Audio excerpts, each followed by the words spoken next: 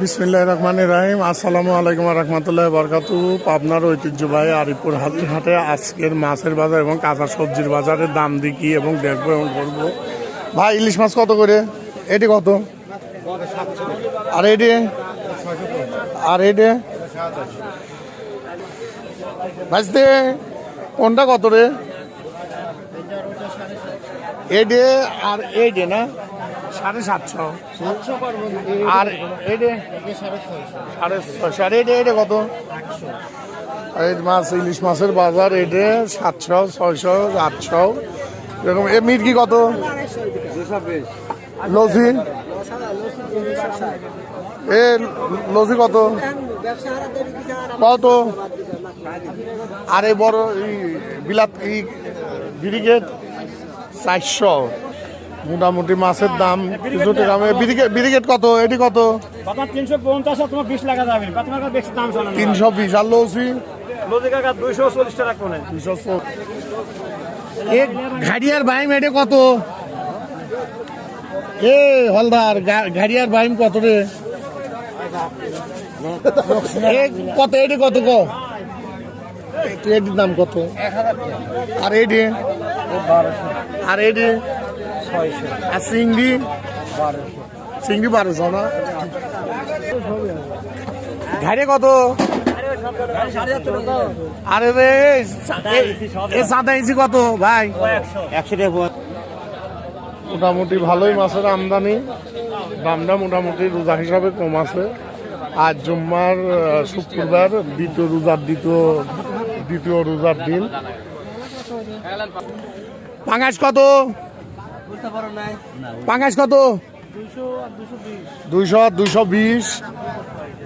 পাঙাশ কত ভাই? আর ছোটটা?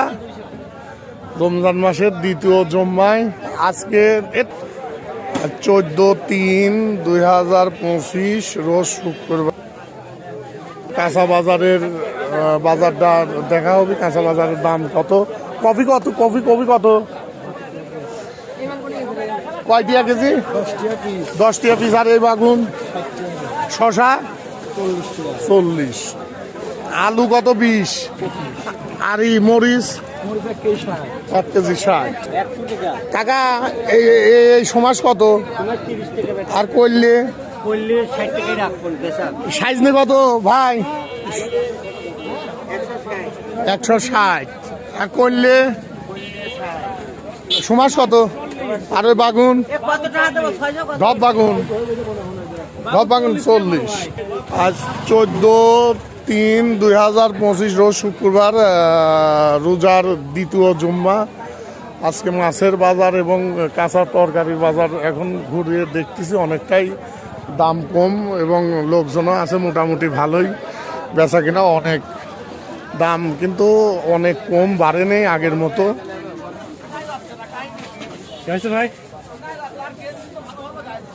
কাঁচা বাজার অনেক সুন্দর সুন্দর বাজার।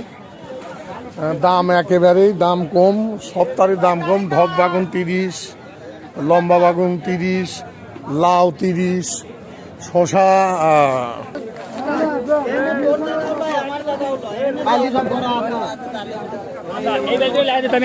শশা 30, টমেটো 20, আলু 20।